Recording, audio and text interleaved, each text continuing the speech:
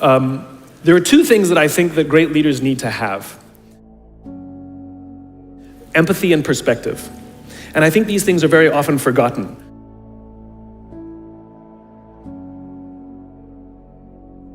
Leaders are so often so concerned about their status or their position in an organization, they actually forget their real job. And the real job of a leader is not about being in charge, it's about taking care of those in our charge. And I don't think people realize this, and I don't think people train for this. Really what we have to do is go through a transition. Some people make it quickly, some people make it slowly, and unfortunately some people will never make that transition at all. Which is we have to go through this transition of being responsible for the job and then turning into somebody who's now responsible for the people who are responsible for the job. And as I said before, one of the great things that is lacking in most of our companies is that they are not teaching us how to lead. And leadership is a skill like any other. It is a practicable, learnable skill. And it is something that you work on. It's like a muscle. If you practice it all the days, you will get good at it and you will become a strong leader. If you stop practicing, you will become a weak leader. We all have the capacity to be a leader. Doesn't mean everybody should be a leader, and it doesn't mean everybody wants to be a leader. And the reason is because it comes at great personal sacrifice. Remember, you're not in charge, you're responsible for those in your charge. So we in leadership are always criticizing the people. We're always saying, we've got to get the right people on the bus. I've got to fill my team. I've got to get the right people. But the reality is it's not the people. It's the leadership. So why is it that when somebody has performance problems at work, why is it that our instinct is to say, you're out? We do not practice empathy. What does empathy look like? Here's the lack of empathy. This is normal in our business world. You walk into someone's office, someone walks into our office and says, your numbers have been down for the third quarter in a row. You have to pick up your numbers, otherwise I can't guarantee what the future will look like. How inspired do you think that person is to come to work the next day? Is being concerned about the human being, not just their output. And we have to practice empathy. And one of the groups that we are pretty bad at practicing empathy with is our young millennials. How do we practice empathy with someone we don't understand? How do we practice empathy with an organization or a group that we're struggling with? Too many millennials have grown up subject to what has been described as a failed parenting strategy. Too many of them were told as they were growing up that they were special, that they can have whatever they want just because they want it. They got medals for coming in last. They got participation medals, right? And the science on this is already good. We know that it devalues the feeling that somebody who works hard and comes in first place, and it actually makes the person who comes in last embarrassed because they know they don't deserve it. So it actually makes them feel worse. It actually doesn't help. Then those kids graduate and they start a job. And in an instant, they find out that they're not special, that you don't get anything just because you want it. You get nothing for coming in last, and your parents cannot help you get a promotion. And in an instant, their entire self-image is completely shattered. In an instant, the way they view themselves has completely changed, turned on its head. And so what you find is that there's an entire generation growing up with lower self-esteem than previous generations. Remember, they have grown up in an Instagram, Facebook, Snapchat world in which they are very, very good at putting filters on everything. They're very, very good at curating how they want to be seen. And we think they're full of confidence. They seem to have all the answers. They seem to be telling us what to do. At the end of the day, it's just not there. It's just not true. It's just not true. Their confidence is a lot weaker than before. They don't know where they're coming from. They don't know where they're going. They're unsure of themselves, and they lack the courage to ask. Then we add in technology. There's a chemical in our body called dopamine. Dopamine is responsible for the feelings we get when we find something we're looking for or we accomplish something we set out to accomplish. You know that great feeling you get when you cross something off your to-do list, or when you win the game, when you hit the target, right? Win the client, get the promotion, whatever it is.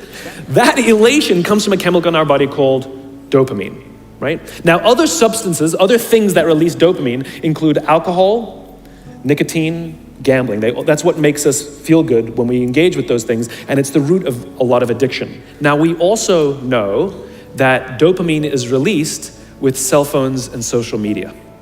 So that bing, buzz, flash, and beep that we get from our phones that feels so good, it releases dopamine. We like getting it. Yes, we all hate all the emails, but we love the bing, right? We've all been in this position. You're feeling a little bit down, you're feeling a little bit sorry, maybe feeling a little bit sad. And so what do? We send out 10 texts to 10 friends. Hi, hi, hi, hi, hi.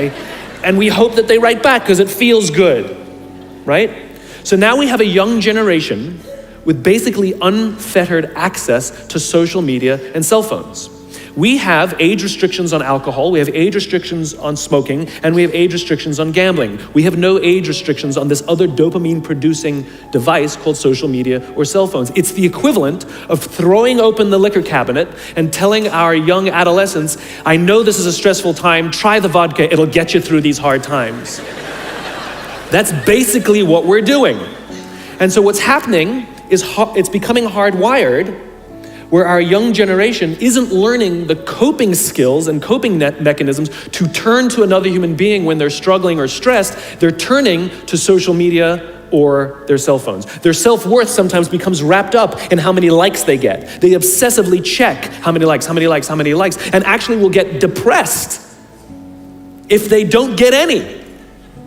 You see them going out with their friends, and instead of connecting with their friends, they will simply sit and talk on the phone. We go out for dinner or lunch with our family and our friends. We have meetings, and we put the phone on the table, which sends a subconscious message to everybody else in the room that this is not that important to me. You're not that important to me. And by the way, putting your phone upside down is not more polite. Put it away, keep it away, because what it does is it actually hurts our ability to relate to each other. Now you look at young kids these days, they're on them all the time. I don't blame them, it is addiction, right? So you take an insecure generation that now, through no fault of their own, struggles to cope with stress. They don't know how to cope with and deal with stress, and as they have told me, many of them will admit that they struggle to form deep, meaningful relationships. They will admit that many of their friendships are superficial, right? That their friends they know would cancel on them if they get a better plan, that they wouldn't really know who to talk to if they get depressed. And maybe they'll turn to an online support group, which is not a real thing. It's not human, right? And we've seen the impact of this. We're starting to see rises of depression in this generation. We're starting to see a rise of suicide in this generation. We're starting to see a rise of accidental deaths due to drug overdose from this generation. Universities are currently dealing with an epidemic that they've never dealt with before, which is the number of kids requesting leaves of absence due to depression, right? Now, those are all extreme examples. The less extreme and more likely example is that someone will go through life just never really finding joy or fulfillment. And everything's just fine. How's your job? It's fine. How are your friends? They're fine. But no joy, because you just cannot, because joy, fulfillment comes from this. It comes from human interaction. We are social animals and we need it. And we have to learn to rely on our friends. And that skill is desperately lacking. So you add in the next one, impatience. This generation is often accused of being entitled. And if you've worked with any of them before, sure seems that way. But I would argue that we're misreading the tea leaves. They're not entitled, they're impatient. Again, let's practice empathy. How did they grow up? They grew up in a world of instant gratification. You want to buy something, you go on Amazon, it shows up the next day. You want to watch a movie, you don't check movie times, you just log on and download it whenever you want to watch it. Stream it, right? You want to watch a TV show, you don't wait week to week to week. You just binge watch for the weekend. In fact, if you want to get hold of somebody, you don't leave a message on their machine and wait 4 hours for them to get the message and call you back. You just text them and they'll call you, they'll get back to you literally instantaneously. They have falsely applied the instant gratification model to life fulfillment and career fulfillment. They want it all instantaneously. The problem is life, relationships, career are not destinations. Like, look, I found the job I love. That's not how it works. It's not a scavenger hunt. I'm looking for the job that will, no, it doesn't work that way. It's a journey. It's the same with love. It's like, I found love. No, you didn't. You work hard every single day to stay in love.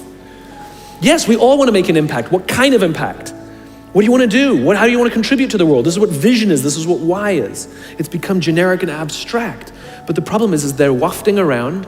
They're looking for the right, they'll go from job to job to job, hoping that the next one sticks. They go from relationship to relationship, hoping that the next one is the love that I've been looking for. They don't know how to ask for help, and it makes them feel even worse because they can't find the thing that they're looking for. Maybe it's me. So you have an insecure generation that doesn't have coping mechanisms, that wants everything resolved and resolved now. And then we get to the fourth and most egregious of the four observations: environment. We're now taking this wonderful, smart, idealistic, ambitious, hardworking, good group of people that were dealt a bad hand, and we're putting them in corporate environments that do not care about them as human beings, right? We have, for some reason, our work world has changed over the past 20 and 30 years. We are suffering the side effects of business theories left over from the 80s and 90s. And they are bad for people, and they are bad for business. Using someone's livelihood to balance the books, right? It's so normal in America today that we don't even understand how broken and how damaging it is, not only to human beings, but to business. You know, companies talk about how they want to build trust and cooperation, and they announce a round of layoffs. Do you know the quickest way to destroy trust and destroy cooperation in a business, literally in one day? Lay people off, and everyone gets scared. And we're asking our youngest generation to work in environments where how would any of us ever stand up and admit, I made a mistake? We're constantly being told, you have to be vulnerable. Leaders are vulnerable. What does that even mean? It doesn't mean you walk around crying, I'm vulnerable, right? No, what vulnerability means is you create an environment in which someone feels safe enough to raise their hand and said, I don't know what I'm doing. You've given me a job and I haven't been trained to do it. I need help. I made a mistake. I screwed something up. I'm scared. I'm worried. All of these things no one would ever admit inside a company because it puts a target on your head in case there's another round. And so we keep it to ourselves. And how can a company ever do well if nobody's ever willing to admit they made a mistake, that's scared, or they don't know what they're doing? And so we've literally created cultures in which every single day, everybody comes to work and lies, hides, and fakes. And we're asking our youngest generation to work and succeed and find themselves and build their confidence and overcome their addiction to technology and build strong relationships at work. We're asking them to do this, and these are the environments we've created. We keep saying to them, you're the future leaders. We're the leaders now. We're in control. What are we doing? This is what empathy means. It means if there's an entire generation struggling, maybe it's not them. It's like, you know, the only thing that the common factor in all my failed relationships? Me. It's not a generation. It's not them. They're not difficult or hard to understand. They're human beings like the rest of us, trying to find their way, trying to work in a place where they feel that someone cares about them as a human being. By the way, that's what we all want. In other words, it's not even generational. It's all of us. This is the practice of empathy.